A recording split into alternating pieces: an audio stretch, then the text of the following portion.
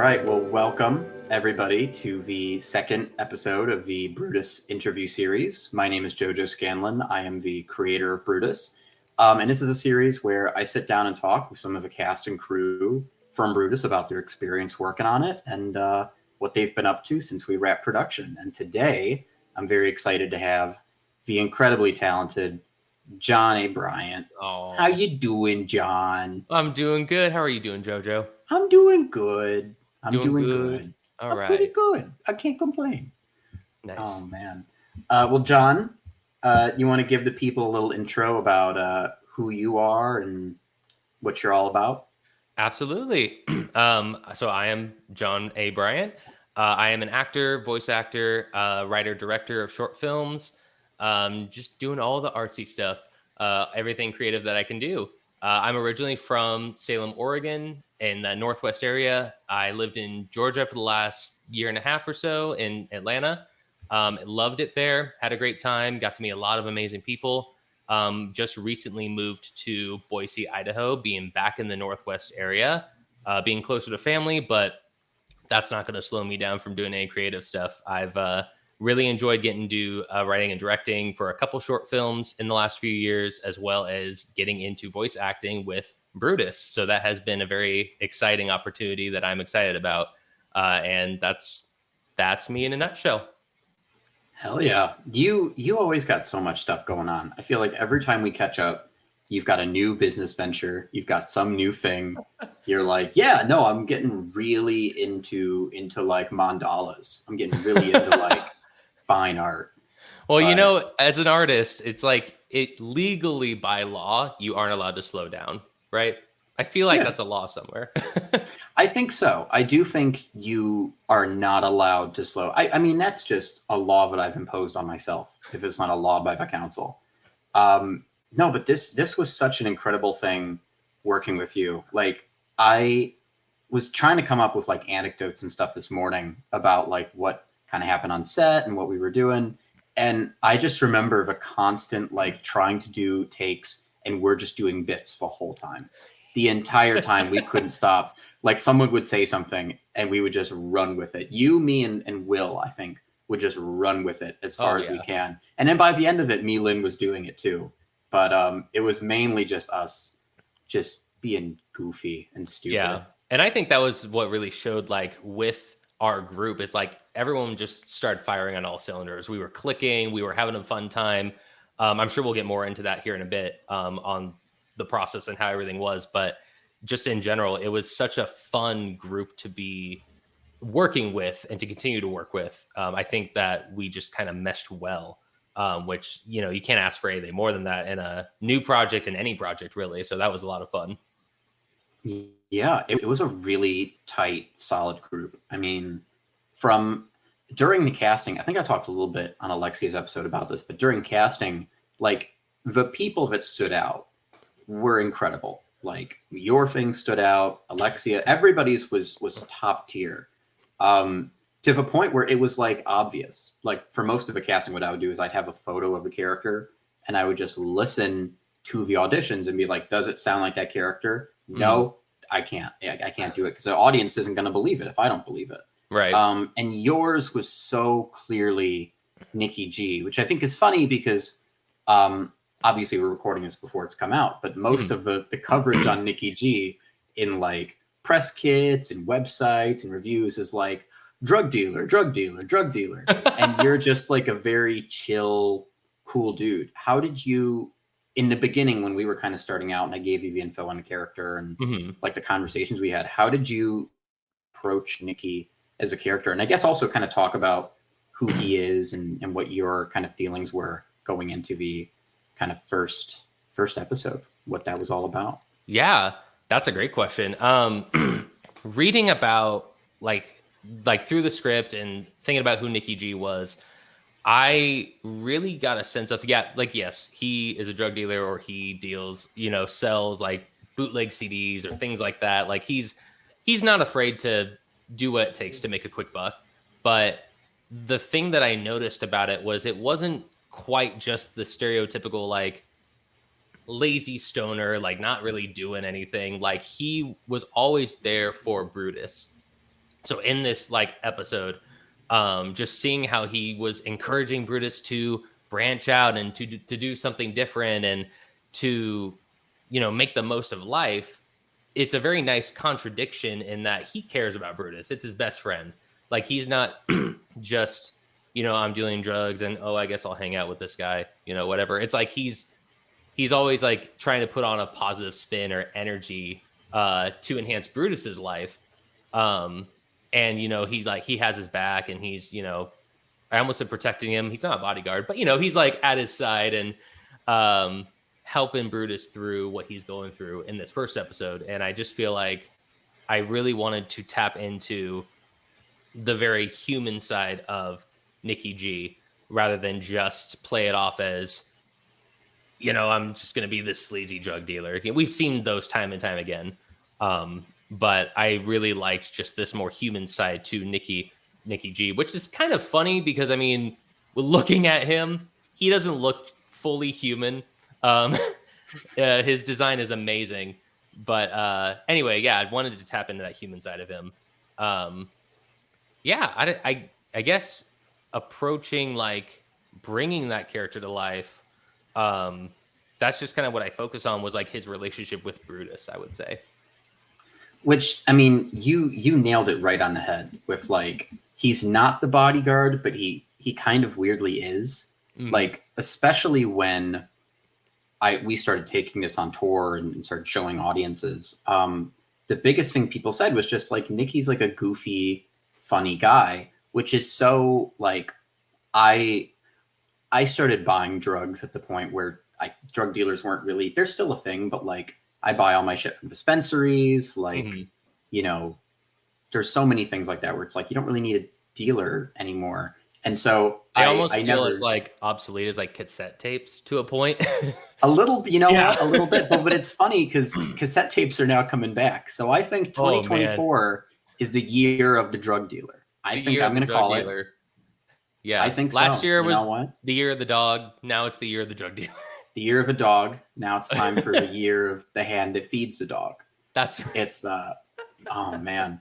I mean, Nicky is such a fun character. Both in terms of like obviously the character design, because it was one of the only characters where in the pre-pro process there was special attention given to. I mean, everybody had special attention, but like Nicky's flannel, we had to figure out how to do that because there was no way we could animate just straight checkers. So we stole the Chowder like character moves and there's just a picture behind it. Yeah.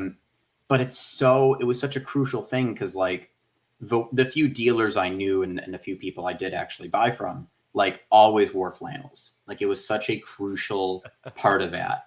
To a point where when I started wearing flannels, before I knew about that, I quickly realized when people were like, "Oh, you look like you're high all the time," but I'm like, "Oh, they think I'm a dealer." Oh, okay. Oh, no. So I love that, but also like I loved what you said about like he's not a sleazy drug dealer because a lot of the auditions were sleazy drug dealer. We're like, "Hey, I got cigarettes." And it's like, what? What? That's not even close to the copy I gave. But you just came to it naturally with this fun energy. And I remember there were a lot of discussions about how high his energy should be. And we didn't really have to have a ton of corrections with yours because you always had that high energy. Like every line, you sounded like you were having fun. You sounded optimistic and fun. And it counters so well with like Brutus's kind of cynicism in a way. A little bit, just yeah. Like, his like pessimism to literally every single thing. Where Nicky is just like a ball of sun. And like now that I know you, that's just kind of who you are. Like that just bleeds so much into the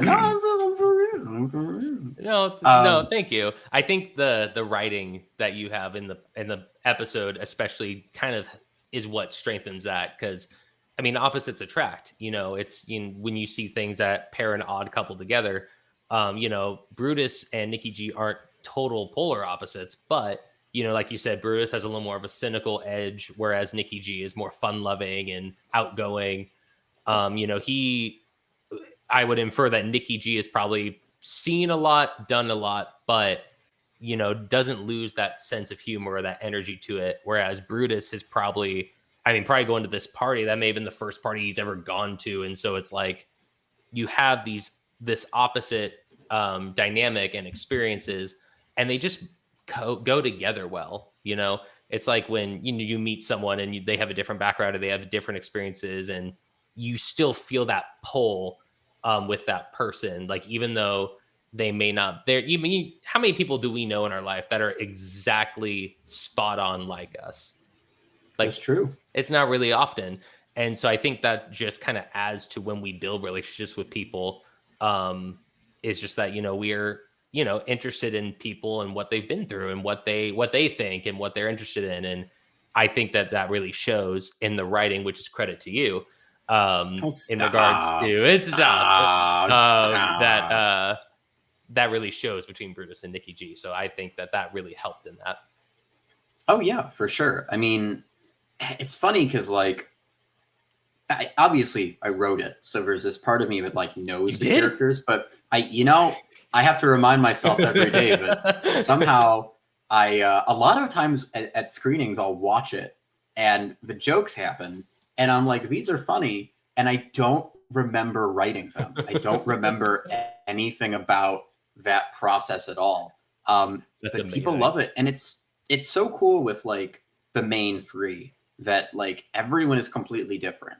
Like it's almost like what I liked when I was writing it almost felt like Brutus was the middle ground, where Nicky G is very positive and Violet is kind of negative, but not like negative in like a complaining way, just negative in like mean, kind of like, excuse my French, like bitchy and like, yeah, like kind of just the more I'm losing my the wording I'm looking for, but like you said, Nicky G is very more positive, outgoing. She's more reserved.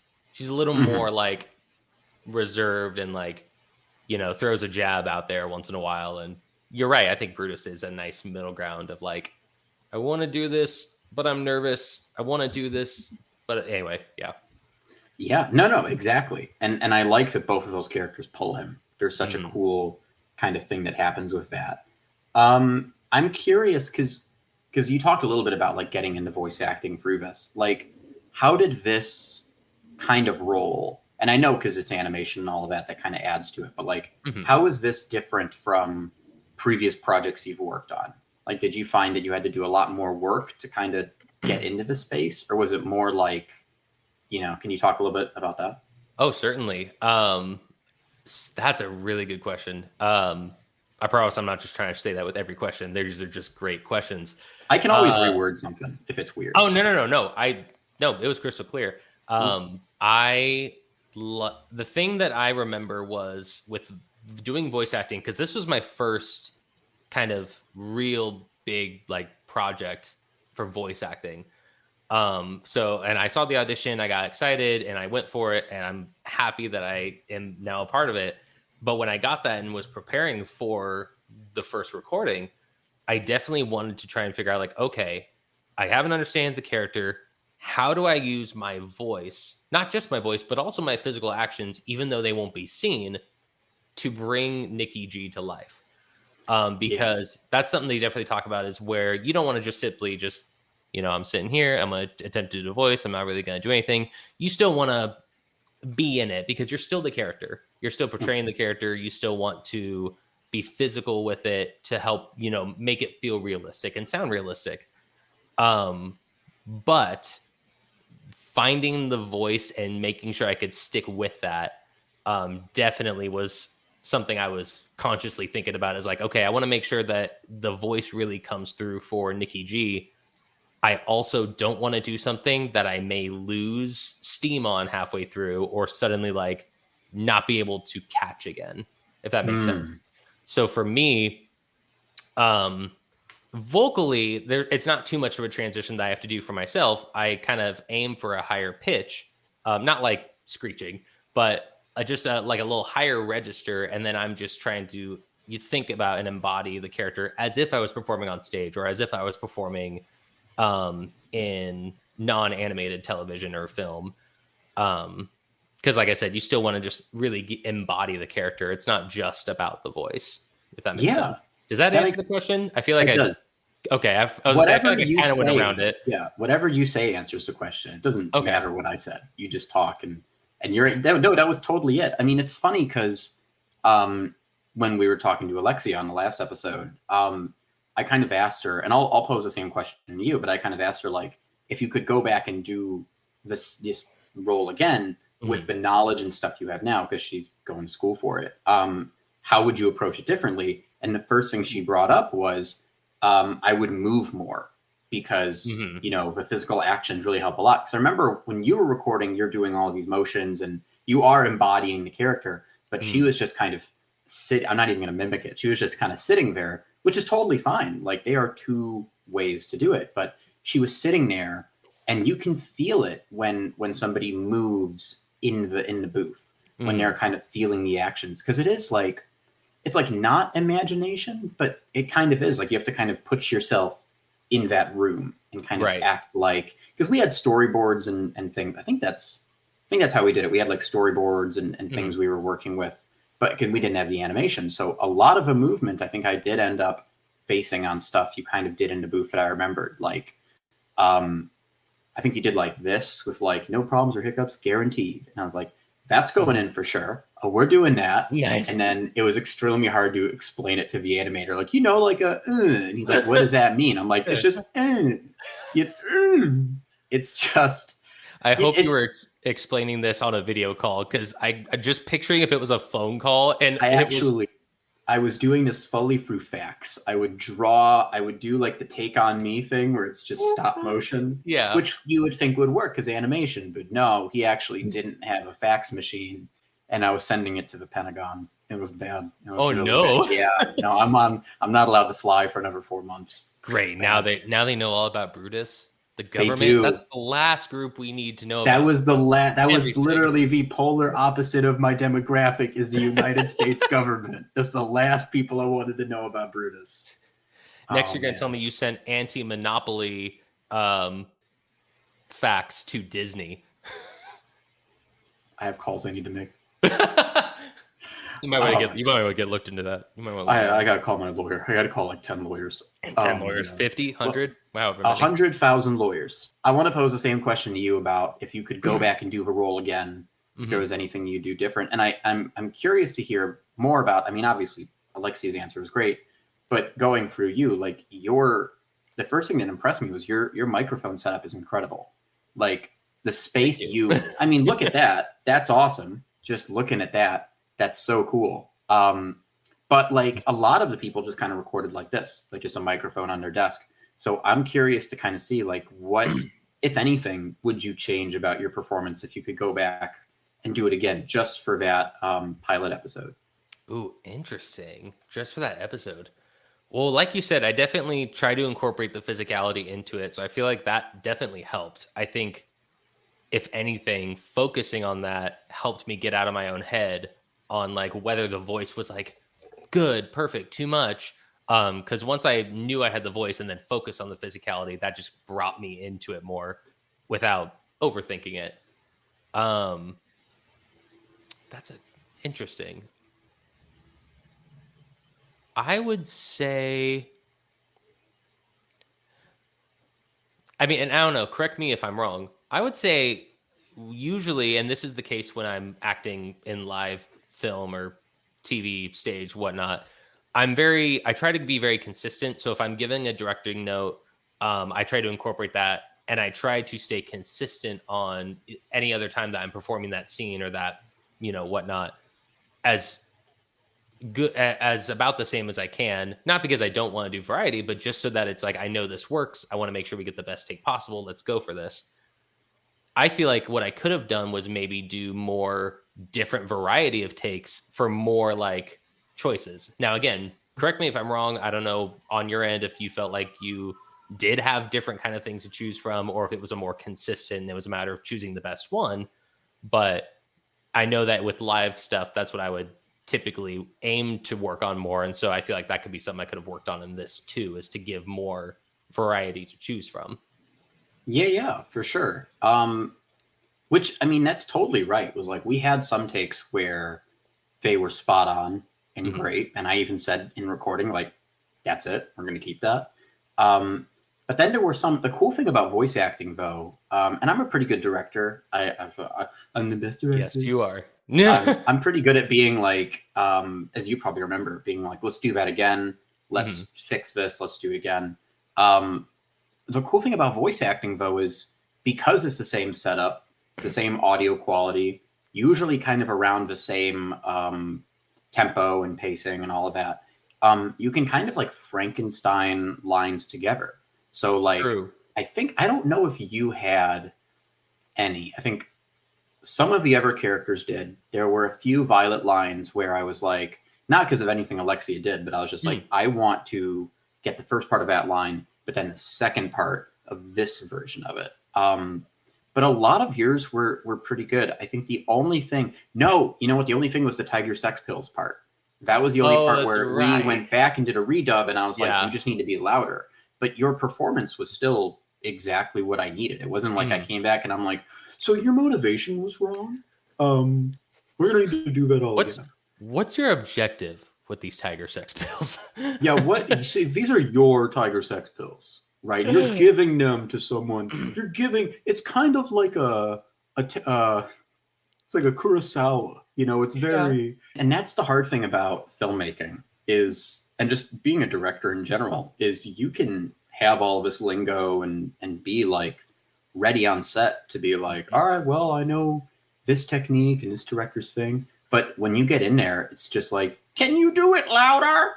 And you're just like, that's like all the smartness leaves your brain. Yep. But you did an incredible job though. I mean, every line you did was primo. I don't think there were any, looking back, if I could rewrite it, I would have more of Nicky selling. I don't think there was enough in the pilot of Nicky selling, honestly. Because that's what the rest of the season's for, though, is like, you know, what he can get away with selling to people. We'll see. We'll see. Fingers crossed.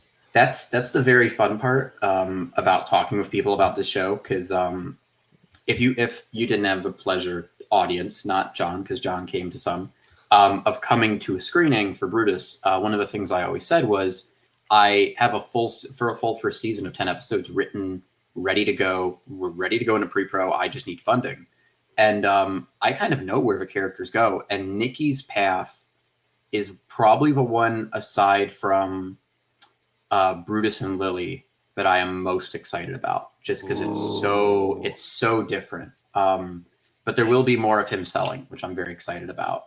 Yes. Oh my God. You're a wealth of just bits. You're a funny boy. You're a funny boy. I don't know how to respond to that. That's okay. That was creepy coming out of my mouth. I just realized. No, it wasn't. It was very flattering. I didn't want to just be like, oh yeah, of course. Like, yeah. And what's your point, Mr. Man? I love getting to be one of the funniest people in the room, but I don't always feel like I'm the funniest person in the room. Very Chandler. I feel like Chandler sometimes on Friends. You kind of are the Chandler of Brutus to show.com in a weird way. But yeah, no, so thank you. Yeah. I'm curious. It was one of the questions I wrote down. So this was not planned at all, but like, if you were the one writing Nicky G, where do you think his character would go with, I think it would go just in general? I mean, not just the first season, but like, did you have any thoughts kind of going in of like, because I'm always curious about that. Like, I know the story in my head. I kind of know where I'd want it to go, but it's interesting. Like at screenings and stuff, people would come up and be like, you should do an episode where Brutus says "buh," which is the dumbest idea ever. Please don't do that, because then I legally cannot make that episode. I just can't, because you could sue me. But did you have any thoughts on like Nicky as a character, where you could see him going or anything like that? Oh yeah. I've had lots of thoughts about Nicky G. And good ones, I'd hope. This is secretly just a ploy to help you produce ideas for Nicky G, right? Mm-hmm. Yeah. Of course. Yeah. Oh no, obviously. No, I've thought a lot about that. I've thought there's been paths I've imagined where he stays true to who he is now from the get-go, which isn't, not to say that there isn't progression, but that he is so comfortable with who he is and having that fun-filled spirit that he doesn't feel the need to, he doesn't, say, for example, if there's a family member of his who's like, you need to focus on your aspirations being elsewhere, like, you know, go to college or get this kind of job. And he's so comfortable with who he is that he says, you know, it's not that those things are important, they just aren't me. But I've also thought about paths where he himself has thought, like, there's one path I thought of where he was like, you know, he is a confident seller. He is very fun loving. But when no one else is around and he's secretly on his own, there's like some sort of void that he's like unsure of what is missing. And I've thought about like, well, what if instead of saying no to these things, what if he did consider these things? Or like he tried to get out of, you know, selling drugs, bootleg stuff, but almost like John Wick, he just kind of keeps getting brought back into it. Or like Barry as well. That's actually the example I was trying to think of, was like him getting brought back into this business he doesn't want to be a part of anymore, right? A phenomenal show, by the way. Love Barry. But yeah, so I've thought about it. It's kind of like one of those two ways where he's either going to stay the same fundamentally, even though he goes through progression, or he like eventually down the road kind of decides to make a change. You know what I mean? The other thing I've wondered is like if he's ever going to find like a love interest. I mean, you know, Nicky G deserves love too. So, you know, that's something that's definitely come across my mind, is like, what if he found someone and then like him and Brutus went on a double date and then it just goes horribly wrong? Because obviously all dates in TV shows have to go horribly wrong. They never go perfectly. No. What did I just say about pitching me episodes? What did I just say? And this is worse because it's on tape. Now everybody can see it. If it goes to court immediately. If I tried to sue you for that, though, like, you could just let me go from the show. And I don't want that. I want to be a part of this. So, like, why would I risk that? That's a good point, because that's what would happen if I sued you. It's like, well, I'll drop it if I could fire you. And you're like, deal. And then I'd be depressed because I wouldn't get to be a part of this anymore. And I'd be sad too. I'd honestly be legitimately sad, because you brought an energy to recording that just I didn't realize we needed, because it's a funny project, but sometimes the hard thing about working with very funny people is there is a very underlying amount of depression in everybody. And the more you work and the more you're like locked in a room together, it is kind of hard to keep that morale up. But like everybody was very, very into just kind of having fun and doing it. Like, I think we had like 2 days where I think we recorded for more than 3 or 4 hours. Like, we were going for a while. Yeah, I think so. And the energy just stayed. So I would hope that you get to stay. I mean, I want to stay. Yeah, I want you to stay. But if Mr. Netflix comes and gives me a gun and says, you know what you got to do, I don't know what I don't know what I would do. I don't know. No. I'd be scared. I definitely agree with you. Sometimes when you get the kind of people where everyone's having a good time, but a little bit of that, I don't want to call it artist depression, because it's not all artists, but a lot of us sometimes have those like darker, like, you know, demons we're dealing with, I'll call it.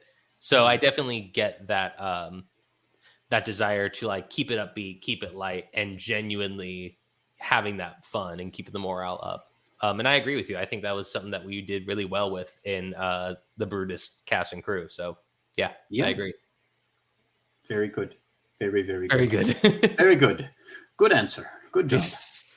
Oh my gosh. So, I mean, I have so many questions and things, and we could talk for hours, but really quick, one of the things when we were making Brutus that you were doing kind of behind the scenes, and you kind of gave little glimpses on it and things, but it wasn't until I think till we were in Fort Lauderdale for the festival that you kind of fully told me about this thing and showed me your budding little music / rap career with Big Fret. Yes. Can you kind of tell the people a little bit about what that is and what you've been doing with it? Because it's legitimately like, I have people that show me their work all the time, and you have to be you kind of have to be honest, but also be like fake and be like, this is great, I love it. But legitimately, every track you showed me and every track you posted online that I got to kind of listen to, and your EP, like, it's all incredible. It's all, for your first go at it, is so fucking good. So tell the people about it, because they might not they might not be as obsessed with it as I am. Well, I appreciate that. Thank you. Yeah, no. So I am kind of in the beginnings of my rap career as Big Fret, lowercase BIG, uppercase FRET, all one word. And I released my first project back in November, as JoJo said, and it's called the Head in the Clouds EP. And it's 8 tracks, 7 tracks in a reprise. And it was kind of in the making for the last few years. My producer and I, we just were producing these tracks, and he's in the Northwest area too. So it's when I was living in Oregon, we worked a lot together. And then, life happens, other projects were going on too. Things just got pushed back a bit. And then finally we were like, we need to get this out there. So, in November, kind of in the beginning of November, I released a couple singles, starting with Purple Nightmares and a couple other singles. And then finally the EP, Head in the Clouds EP, came out. I am very proud of it. It has been a lot of fun. It definitely kind of shows what I want to do moving forward with music in regards to, how thematically it is and how, like what I want to talk about. And there's some fun, like party style stuff in there too. Don't get me wrong. It's kind of an eclectic piece of work, but I definitely want to be able to focus on a lot of the stuff that everybody deals with, and be able to put that into the music and make something that relates to people. But I'm very proud of this EP. There's definitely going to be more projects coming down the pipeline. That we're just in the early stages of those right now. But in the meantime, Big Fret, Head in the Clouds EP, available on all streaming services, Spotify, Pandora, wherever you listen to your tunes. Please go check it out. I'm pretty excited about it. Yeah, please do. I know sometimes I plug things or I force people to like, go check this out. Legitimately go check it out. It's incredible. It's this weird thing where it kind of started during Brutus, but I would make more friends that were creative and actually doing stuff, not just like, I'm in my mom's house making raps on a couch. Like, I'm actually putting this out and, doing shows and things. And it's so cool to listen to it and be like, that's my friend. That's my friend right there. And it's just fun. And like you said, like you're going through like talking about real issues, which I feel like a lot of music is starting to do, but not in like the kind of our level of the world kind of way. There's almost like a very grand idea of like, we're all kind of going through this thing, but it's more like, well, I'm going through this thing and you probably are too, but let me talk about but I'm for sure. Like, yeah, I'm for sure. Yeah. Whatever I'm really going through it. Yeah. So no, it's really good. It's really good. Thank you. Thank you. I hope you're proud of it because I'm proud of you. I'm proud of you all the time. I am. Well, what about you? I mean, besides Brutus, of course, is there anything else that you've got going on that? I mean, you want to? What do I? Not to put you on the spot, I just wanted to make sure you had a chance on that limelight as well. Oh yeah. It's kind of just Brutus for right now. I've gotten that question a lot of like, is there anything I'm working on? Is there anything I'm putting together? And the focus right now is Brutus because people love it. I think now is the time for something like it. But there's definitely like features and things I've been kind of swimming around in the noggin. The thing with Brutus is it's not like a demanding process, but it is very like focus heavy where it's like, oh yeah, Jack White had this really cool interview he did. I don't remember what album he was making, but he was basically like, when I'm making an album, I try not to consume a lot of media or have a bunch of projects working at the same time because I want this to kind of be like a kind of echo vacuum chamber of just what this idea was when I had it and where I am kind of mentally while I'm making it. So, and the cool thing about Brutus is like, I'm living in Vegas right now. I'll just be walking around and something happens and I'm like, that's an episode.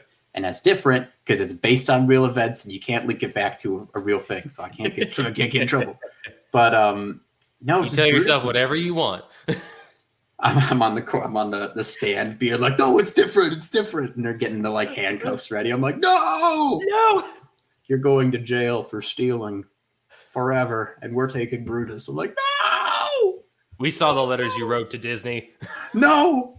My lawyer. And I turn to my lawyer. He puts on Mickey Mouse ears. I'm like, he was in on it all along. Oh, no. He was inside of OVO. I told you I'd bring it back. We were talking about the Kendrick Yeah. and Drake stuff before, and I was like, we won't talk about it. And then, we're not of gonna. course, it comes up. It has to, man. I have to date this somehow. Oh my True, gosh. true. You have to. John, it's always so fun talking with you. I love for the last thing to be a hard question. But before that, is there anything you want to plug, anything I haven't covered that you want to talk about? Like I said, Head in the Clouds EP, please check it out. Other than that, I'm like, I too am kind of in the early workings of other stuff, and definitely excited for what the future holds for Brutus. But I'm excited for people to see this. I'm excited for people to see the hard work that we all as a group put into it, and it's exciting to see where this can go. And I can see this going really far. I think that this pilot is especially like so well written, so funny, so down to earth, and so like beautiful to watch, like animation wise, that it deserves to be seen, and it deserves to go farther. So I'm personally really excited for where it can go, and I really hope everyone likes it and gives it a chance. But beyond that, I don't have any other thoughts swirling in the brain right now. That was very sweet. That was very sweet, man. Yeah, I'm excited for people to see it. I mean, and just to see. I was talking to. I've been going on podcasts and stuff, and it's hard. I usually, when I'm talking about the project, I'll say we, just kind of like in a weird instinctive way. And I was meditating on it, like, why am I doing that? Because it is like at the end of the day, it's my baby. Like, why am I saying we? And the kind of point I came to was like, without you guys, this kind of isn't possible. Like, you brought this to life in a way that I couldn't. And so even though it is my baby, it feels like we kind of all raised the baby together. So it's hard for me to take full credit, even though everyone keeps saying, just do it, just take full credit. I'm like, no, I can't, because you are, when I think of Nicky G, it's like, it's you. So it's so hard to separate those things. It's you. Well, I mean, you should definitely be proud. Like, this is definitely, it still is your baby, and this is definitely from your mind, and it's amazing what came out of it. But I'm very happy to be a part of it and hope to continue to be a part of it as it continues to evolve. Me too, man. So, me too. I hope we get to keep doing this. All right. You ready for your hard question? Lay it on me. All right. Can you recite the alphabet? Recite the alphabet out of order. Crap. I knew it. I fucking knew. Get him. Get him. And everybody breaks in. All the SWAT team I have hiding. No, can you discuss any moments in the scripts and kind of like us talking about the character that made you pause and kind of contemplate the deeper meaning behind the humor? Was there anything that made you kind of take a step back and go like, "Ooh, hold on a second. I need to think about this." Like, do you mean in a and think about it, like just think about what it is meaning, or like in a I need to be careful about this kind of way? Either or. I mean, whichever wave of spirit moves you. Wherever it guides me. Yeah. Okay. I would say there's not necessarily any particular points that come to mind, but I do really think that there's a really, I mean, kind of like what we talked about with my EP. I promise I'm not trying to plug that further. Just about how, it's trying to talk a lot about what we all have been through. Brutus he's this tower of a being, but he's very like, I don't know if secluded's the right word, but he's very like, he's in his head. He's a little more on the anxious side, and Nicky G's there trying to help him have a good time. I think that's something that a lot of people struggle with, like that kind of anxiety or that kind of like, it's hard to be outside of my comfort zone. And I think that there's a lot of really good themes in this, in this pilot, and I'm sure further in the show, that is like, how do we see ourselves and how do we push to be better? Then that doesn't have to be in like a, I need to be better than everyone else, but just how do you push yourself to be comfortable with who you are and going out there in the big wide world and being able to say like, it's not going to be the end of the world if something goes wrong, or, if I crash and burn at this party, my life's not just over. And I think, well, and especially in, how young like these characters are at this point in their lives, that's just very prevalent. I mean, that's something I sometimes still struggle with, let alone if you ask high school me, college me, like that is just something that is really hard to, figuring yourself out is just sometimes hard to do. And so, like, this is a very funny episode. This is a very funny show. I think that there's a lot of great humor in it that even to this day, when I rewatch it, makes me laugh out loud.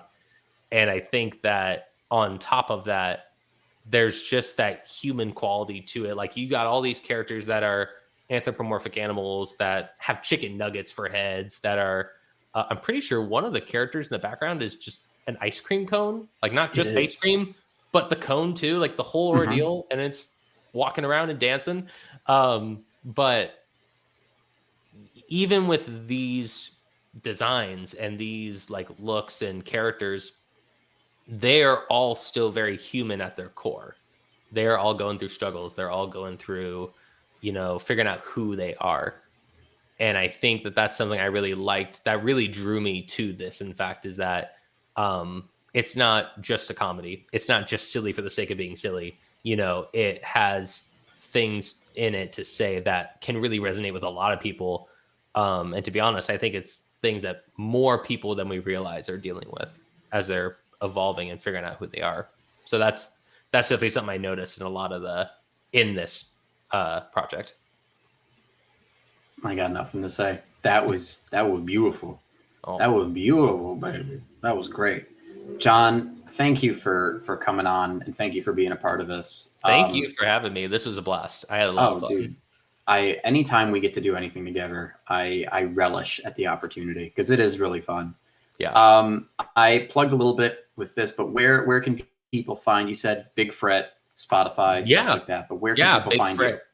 Absolutely. For me, I am on Instagram. I am at John Bryant Tieft. It is spelled weird because it was the way that my last name was spelled in a yearbook page in high school once.